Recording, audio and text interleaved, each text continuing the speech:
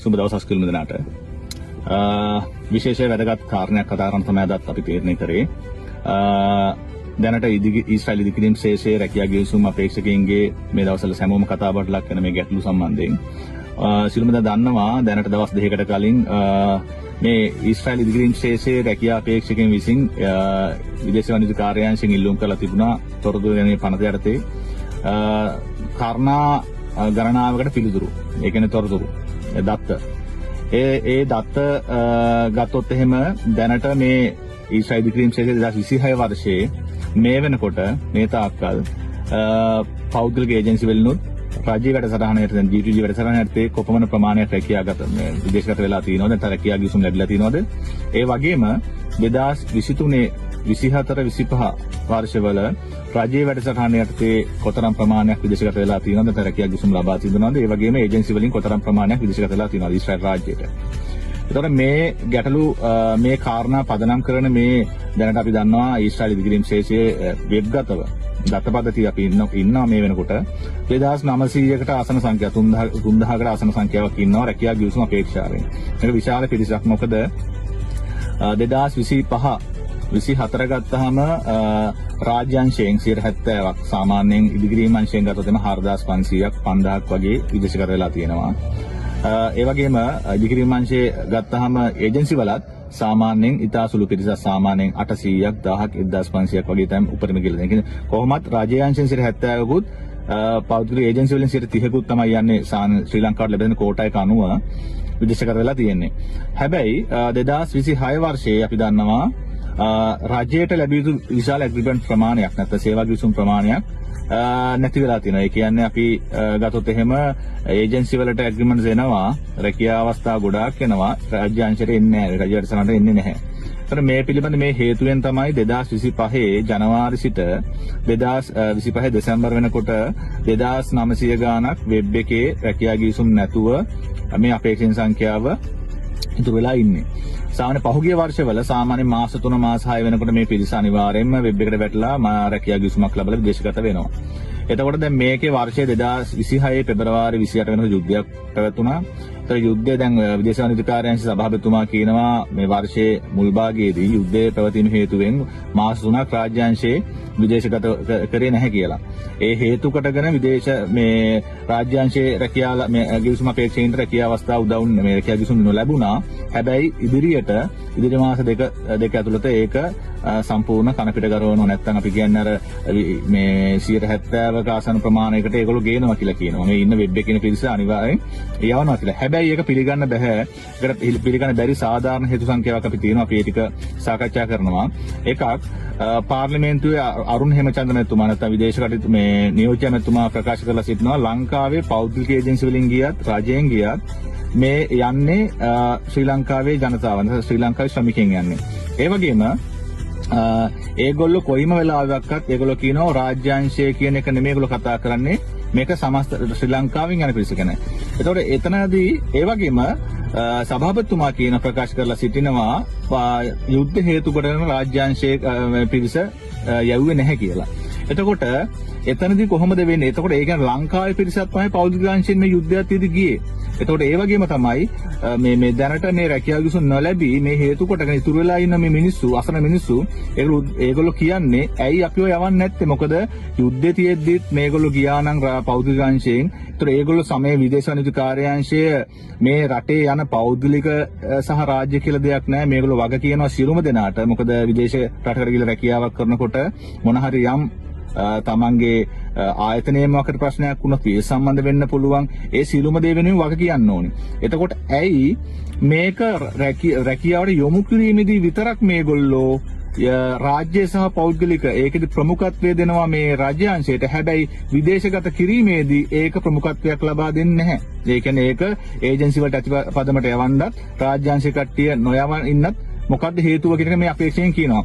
ඒ කියන්නේ දැනට දැන් අපි දන්නවා 50 ප්‍රකාරව මේ ඉල්ලලා තියෙනවා මේ විදේශ නීති කාර්යාංශයෙන් මේ අපේක්ෂකකින් මාස දින 14ක් ඇතුළත මේවලට උත්තර දෙන්න ඕනි 50 ප්‍රකාරව. හැබැයි මාස දෙකමාරක් ගත වෙලා තමයි විදේශ සේවා නීති කාර්යාංශයේ මේ දත්තවලට පිළිතුරු ලබා දුන්නේ. ඒ කියන්නේ දැන්ට දින 2-3කට කලින් තමයි දින 2කට කලින් මේ ලිපියට රීඅපීල් කරලා තමයි මේ තොරතුරු ලබා දෙලා තියෙන්නේ. ඒ තොරතුරු ඉස්ස බැලුවාම පේනවා 2024 විශාල වශයෙන් විදේශගත වෙලා තියෙන්නේ ඉස්රායල් රාජ්‍යයේ රාජ්‍යාංශයෙන්. ඉතාම සුළු පිරිසක් 30ක් වගේ ප්‍රමාණයක් තමයි ඒ සාපේක්ෂව විදේශගත වෙලා තියෙන පෞද්ගලික අංශයෙන්. හැබැයි 2026 වර්ෂය වනට මොකද වෙලා තියෙන්නේ? රාජ්‍ය අංශය 236කුත් පෞද්ගලික අංශය ඒජන්සි වලින් ගිහිලා තියෙනවා 2946කුත්. අන්න එතන තමයි ගැටලුව තියෙන්නේ.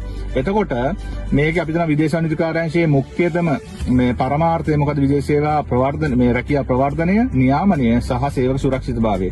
එතකොට මේ නියාමනය කියන එක ගිලිහිලා තියෙනවද කියලා අපිට ගැටලුවක් තියෙනවා මෙතන. මොකද ඒජන්සි වලින් යන්නේ තියෙන මිනිස්සු, සල්ලි තියෙන මිනිස්සු 28ක් 45ක් ගෙවලා යන්නේ සල්ලි තියෙන මිනිස්සු. ඒතකොට රජයේ හරහා යන්නේ මේ රටේ අහිංසක දුප්පත් මිනිස්සු. මේ මිනිස්සුන්ට තමන්ගේ තියෙන මේ ආර්ථික මේ ගැටලු වලින් නිදහස් වෙලා මේ හොඳ ජීවිතයක් ගත කරන් තමන්ගේ දරුවන්ට උගන්වන්න, ගෙයක් දොරක් හදාගෙන වාහනයක් ගන්න. ඒතකොට මේ මිනිස්සුන්ට මේ තියෙන අවස්ථාව නෙමෙයිද ඉඩ හැරිලා තියෙන මේ හේතු කොටගෙන.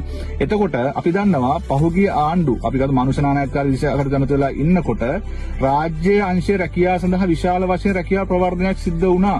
ඒක විදේශ අමාත්‍ය මට්ටමින් වගේම තානාපති කාර්යාලය තුලිනුත් ඉස්රායල් රැකියාව සම්බන්ධ මේ ලොකු උද්‍යෝගයක් තිබ්බා විදේශ රැකියාව ප්‍රවර්ධන මේ රාජ්‍ය අංශයට. මොකද ඒ හේතු කොටගෙනම තමයි මේ රාජ්‍ය අංශවල විශාල වශයෙන් රැකියාව ගිවිසුම් ලැබුණේ. ඒතකොට මොකද්ද මේ වර්තමානයේ වෙලා තියෙන්නේ? මේ ආණ්ඩුව පත් වෙනකොට මොකද්ද?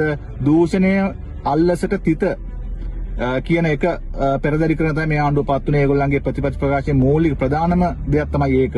එතකොට දැන් මේගොල්ලෝ මේ වෙන අපි දන්නේ වෙන ලැබෙන දේවල් නැති හින්දා මෙහෙම වෙනවද? නැත්නම් මේ 8-5 කියන ජොබ් එකට සීමා වෙලා මේගොල්ලෝ මේ කටයුතු කරන හින්දා ප්‍රවර්ධනයක් වෙන්නේ නැද්ද? පෞද්ගලික ඒජන්සි වලට ඇති හැකි පමණින් විදේශ කටයුතු කරන ලක්ෂ ගණන් වලින් මුදල් අය කරලා මේක හේතු වෙලා තියෙන මේ හින්දාද කියලා පොඩි ප්‍රශ්නාර්ථයක් තියෙනවා. මොකද සාමාන්‍ය අපි සංසන්දනය කරාම 2026 වර්ෂයෙන් භාගයක් ගත වෙලා තියෙනකොට රාජ්‍ය ඉදිකිරීම් අංශයෙන් ගිහිල්ලා තියෙන ඊශ්‍රායල් රාජ්‍ය 236ක්. ඉතා සුළු පිරිසක්. මේ 2025 සතියකට ඇග්‍රීමන්ට්ස් 250 500 එනකොට මේ 2026 සතියකට 10යි 15යි එන්නේ. හැබැයි සතියකට ඒජන්සි වලින් විශාල වශයෙන් මාසෙට විශාල වශයෙන් මේ රැකියාව සඳහා පිටත් වෙනවා. ඒතකොට මේ පිළිබඳ විමසීම් කරාම මේ අපේක්ෂකයන් කියන එකම දේ තමයි රජයේ වැඩසටහනට ශ්‍රී ලංකා SLBF එකට මැදිහත් වීමක් කරන්න බෑ. ඊශ්‍රායලයේ පීබා ආයතනය තමයි මේ සම්බන්ධ සියලුම කටයුතු කරන්නේ. ඒගොල්ලෝ දෙන උපදෙස් ඉන්ස්ට්‍රක්ෂන්ස් මත තමයි SLBF එක කටයුතු කරන්න කියලා. එතකොට ගැටලුව තියෙන්නේ මේ වෙබ් එකේ 3000ක් තියෙනකොට තවත් වෘත්තීය පරීක්ෂණ සම්මුඛ පරීක්ෂණ තියතිය වෙබ් එක පුරවන එක. ඒතර මේක තේරෙන්නේ නැද්ද මේගොල්ලන්ට? මේගොල්ලෝ දැනුවත් කරන්නේ නැද්ද? දැන් මොකද ඒජන්සි වලට යවන්න පුළුවන් නම් දැන් මේ තාක්කල් 70% 130 යන අනුපාතයට රජය සහ ඒජන්සි වලින් යවුවා නම් ඇයි මේ අවුරුදු මෙහෙම වෙලා තියෙන්නේ? මොකද්ද මේ ගැටලුව තියෙන වෙන කොහොමද අපිට පේන විදිහ මේ අපේක්ෂින් පවසන විදිහට මේක තියෙන SLBF එකේ නියාමනය නැතිකම සහ රැකියාව ප්‍රවර්ධන මේ විදේශ මේ රාජ්‍යාංශ රැකියාව සඳහා යොමු කිරීම අඩාල වෙලා තියෙනවා. ඒකට සමහරක් වෙලාවට මේකට ලැබෙන වරප්‍රසාද මොන හරි දේවල් නැති වෙලා තියෙනවාද? ඒකට පැහැදිලි ප්‍රශ්නාර්ථයක් තියෙනවා මේ අපේක්ෂකයන් හට. මොකද අපි දන්නවා පහුගිය ආණ්ඩුවල කොහොමද විදේශ සේවා නීති කාර්යාංශ කටයුතු කරේ නිලධාරීන් පිළිබඳ තිබ්බ ප්‍රතිරූපය. තාමත් මේ ආණ්ඩුවට ඒකමද තියෙන්නේ කියලා ගැටලුවක් මතුවෙනවා. ඉතින් අපි කියන්නේ දැන් මේ අපේක්ෂකයන් 3000ගේ පීඩනය විශාල වශයෙන් මේ මිනිස්සු ගැටලු රාශිය මොකද වර්ෂයක් තිස්සේ ලක්ෂ ගණන් වලින් ණය වෙලා තියෙනවා. මේ වෘත්තීය පරීක්ෂණ වලට මේ මුදල් යට කරලා තියෙනවා. ඒතර මේ මිනිස්සු රැකියාව වලින් සමහරක් අය වෙන වෙලා තියෙනවා. මොකද හදිසියෙ එකපාර ඇග්‍රීමන්ට් එකක් આવත් මේ මිනිස්සු විදේශගත වෙන්න රැකියාව වලින් අයින් වෙලා තියෙන පොලිස් වාර්තා ලබාගෙන විශේෂයෙන්ම රාජ්‍යලද සේවයේ හිටපු කට්ටියට. ඒතර මේ හේතුව මේ කවුද මේවට වග කියන්නේ? මේ මිනිස්සු අන්ත අසනපත් වෙලා තියෙනවා. මොකද මේ 3000 ගත්තොත් තනි පුද්ගලයෝ නෙමෙයි මේ 3000 පවුල් 3000ක්. ඒතර මේ විශාල නියදියක් මේ රටේ. ඒතර මේක තේරෙන්නේ නැද්ද මේ අදාළ වෛකුණු නිලධාරීන්ට? මේ පිරිස අදාළ සියලුම වගකීම් යුතු නිලධාරීන්ට මේ පිළිබඳ දැනුවත් කරා, පැමිණිලි කරා, විදේශ අමාත්‍යතුමා මුණ ගැහිලා මේ සාකච්ඡා කරා. කිසිම තැනකින් ඒ කියන්නේ පරණ සිස්ටම් එකමද මේ යන්නේ? මේ රජයේ යටතේ තාමත් මේ යන්නේ පරණ සිස්ටම් එකද? මේ තියෙන ජනතාව ඉතාම කලකිරීමකින් ඉන්නේ මේ ආණ්ඩුව ගැන. හේතුව මේ වගේ ගැටලුවක් පිළිබඳව අහුම්කම් දෙන්න බැරිද?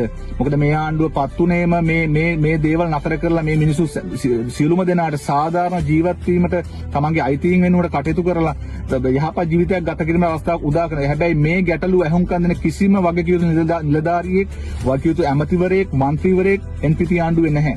ඒතර මේ හේතු කොටගෙන මේගොල්ලෝ මේ සියලු මේ අපේක්ෂක ඊශ්‍රායල් ඉදිකිරීම සිට අපේක්ෂකයන් 6 වෙනිදා විශාල පාගමන මේ සාමකාමී උද්ඝෝෂණයක් සිදු කිරීම සැලසුම් කරලා තිනවා පාර්ලිමේන්තු වටරවුමේ. ඉතින් මේ මිනිසුන්ගේ මේ මිනිසුන්ගේ පීඩනය තමයි මේ එළියට එන්නේ. මේ පිළිබඳ අපි කියන රජයේ නිලධාරීන්ටත් ඒ වගේම මේ ආණ්ඩුවේ වගකීතු විදේශ කටයුතු ඇමතුමාට, ජනාධිපතිතුමාට, අගමැතිතුමීට කියන්නේ මේ ඊශ්‍රායල් ඉදිකිරීම් ශේෂයේ මේ රැකියා ගිවිසුම් නැතුව මේ වෙබ් එකේ ඉන්න මේ වර්ෂයකට වඩා කාලයක් තිස්සේ මේ ඉන්න පිරිස ගැන, තරුණයන් ගැන මේ ගැටලුව ගැන අවධානය යොමු කරලා මේ ගැටලුව ඉතා ඉක්මනින් කඩිනම්ව විසඳන්න කටයුතු කරන්න ඉල්ලා සිටිනවා.